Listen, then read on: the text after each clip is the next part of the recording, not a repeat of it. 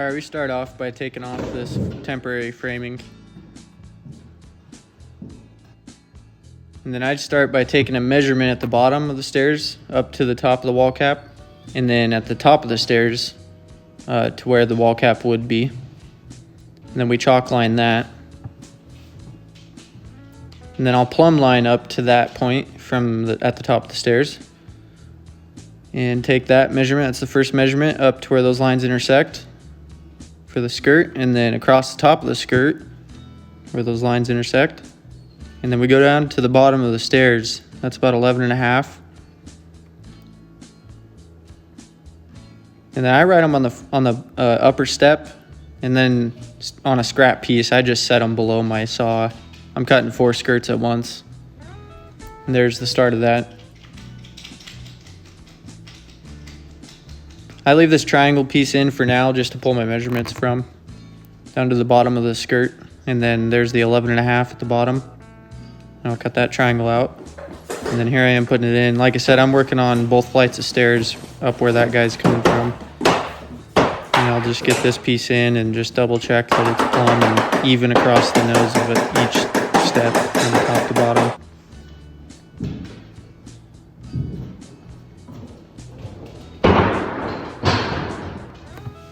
I don't nail anything in until I get them all four kind of set in place.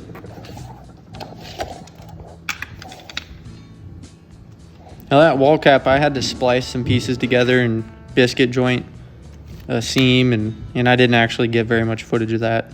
We'll go into depth on that.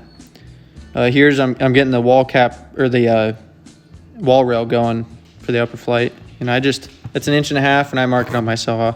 And I use cyanoacrylate and wood glue to make this a little bit faster. And there's the upper flight of stairs. It's usually pretty quick when you just have those. And then to get my height of my post, I use the rake line across the top of the nose of the steps. Mark that. And like I said, I'll go into depth a little bit more on some of these things. And then we do 1.5 inches around this wall, all the way around for hand spacing. And these measurements are pretty standard for that S-turn for me. I've done quite a few of these. Here I am putting some wood glue. I chose to use some wood glue on this one. I don't always do that. You don't have to, but it's not a bad thing to have. You really don't want to make a mess with it because this stuff's stain grade. And I'll just secure it temporarily with 18 gauge brad nails before coming back and drilling a 1/2 inch hole, putting a screw in it, and then plugging that. And then we sand that up. It looks pretty clean.